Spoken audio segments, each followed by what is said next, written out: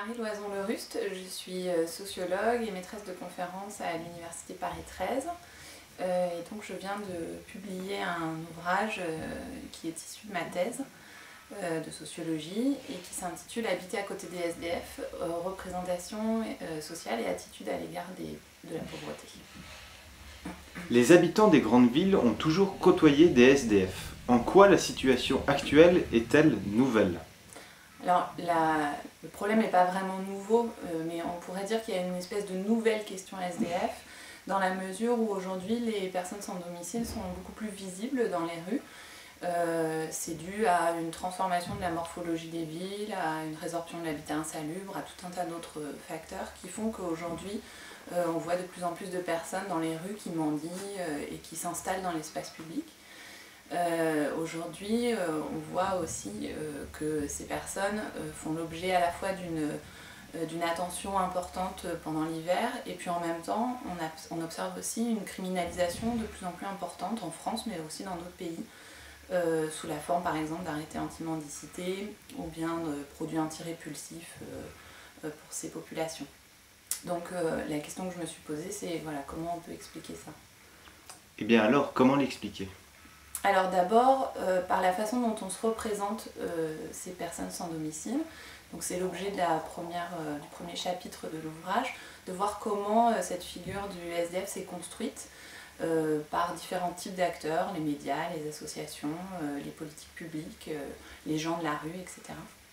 Et puis ensuite, l'ouvrage revient sur plutôt la façon dont on se comporte à leur égard, quel type d'attitude on a, et voilà. Donc votre livre ne porte pas sur les SDF, mais plutôt sur la façon dont on les voit. Oui, exactement. La plupart du temps, on s'intéresse plutôt à la façon dont ils vivent, combien ils sont, quelles sont leurs caractéristiques sociodémographiques. Là, moi, ce qui m'a intéressée, c'est plutôt de savoir comment on les regarde, comment on les perçoit, et puis quel type d'attitude on a à leur égard.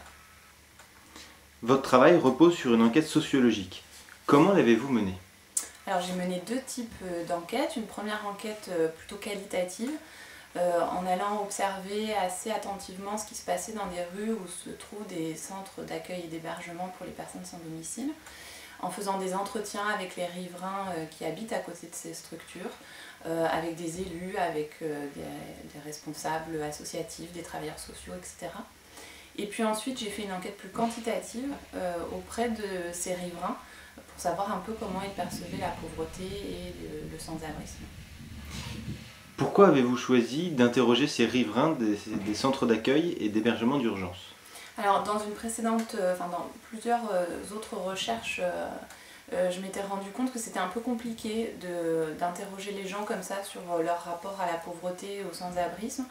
On n'a pas forcément toujours d'explication pour dire pourquoi on va donner une pièce par exemple à un mendiant et encore moins d'idées un peu générales sur la pauvreté.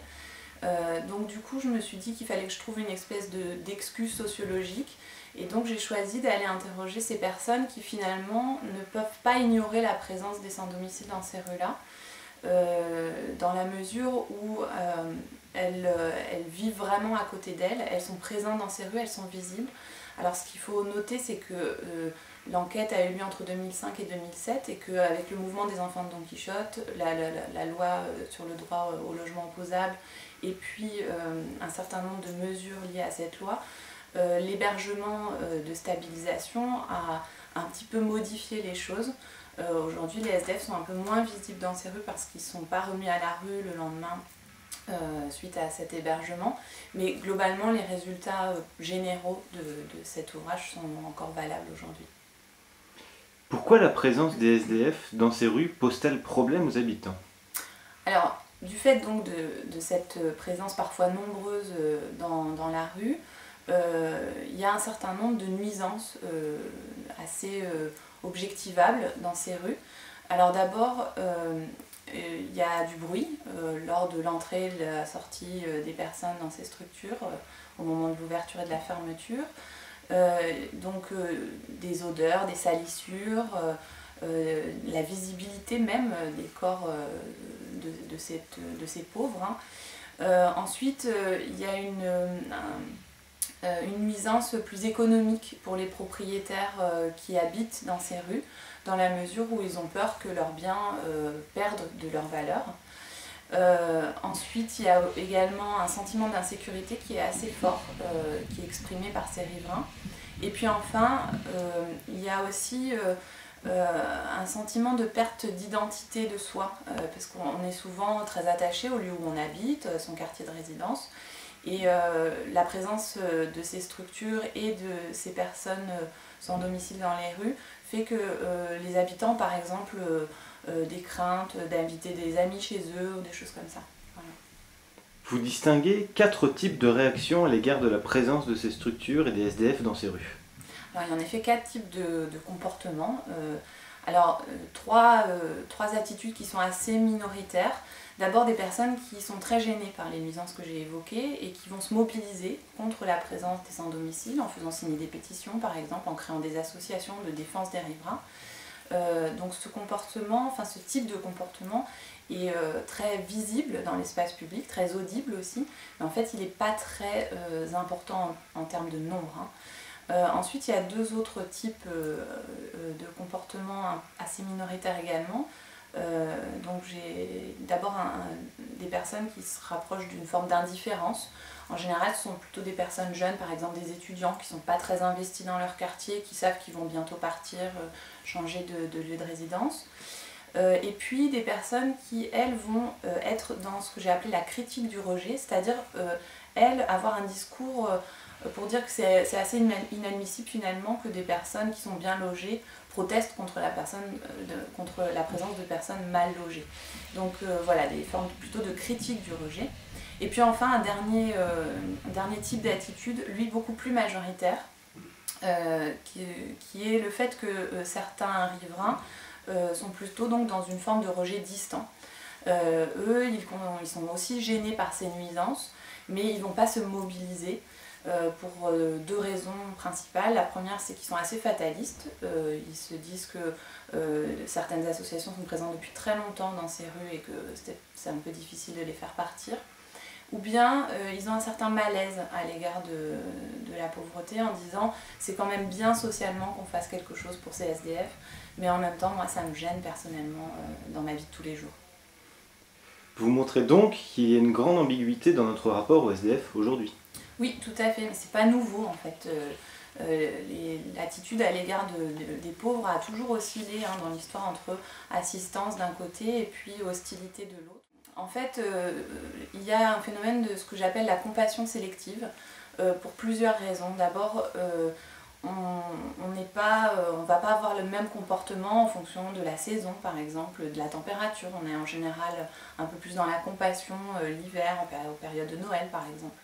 Ensuite, pour un même individu, il ne va pas y avoir le même type de rapport au SDF en fonction de la trajectoire, notamment résidentielle de ces individus, de ces riverains.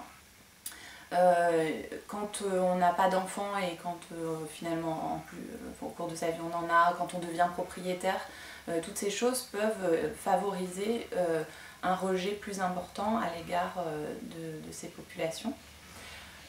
Ensuite, on peut voir également que quelque chose d'un peu plus étonnant, c'est que on peut très bien être gêné par la présence des SDF dans sa rue et en même temps être tout à fait pour la présence de ces structures, voire même être tout à fait dans la compassion, faire des dons à des associations humanitaires, etc. Donc ça, c'est quelque chose qu'on connaît bien, qui s'appelle aux États-Unis le NIMBY, Not in My Backyard. Et donc ça illustre tout à fait le comportement de ces riverains majoritaires que j'ai évoqué tout à l'heure, qui sont proches d'une attitude de rejet distant. Et puis enfin, la compassion, elle est aussi sélective, parce que l'attitude va également varier en fonction des caractéristiques même des SDF eux-mêmes. C'est-à-dire que il y a différents critères comme l'âge, la nationalité, le comportement plus ou moins déviant, agressif aussi, qui vont classer les SDF soit dans la catégorie du bon SDF qui mérite d'être aidé, soit dans celle plutôt du mauvais SDF qui profite un peu de la charité collective. Comment peut-on permettre une meilleure acceptation de ces structures d'accueil ? Alors, c'est pas vraiment aux sociologues de dire ce qu'il faudrait faire. Nous, on se contente en général plutôt de décrire la réalité telle qu'elle est. Mais ce que j'ai pu observer dans mon enquête, c'est que les structures d'accueil, les associations qui s'ouvrent sur l'espace public et sur l'espace du quartier, de la rue, s'en sortent en général plutôt mieux et évitent l'apparition de ces conflits de voisinage. Je pense que ça peut être quelque chose qui ne va pas forcément résoudre tout le problème, mais en tout cas qui peut permettre pour ces différents acteurs en présence d'éviter que les choses s'enveniment.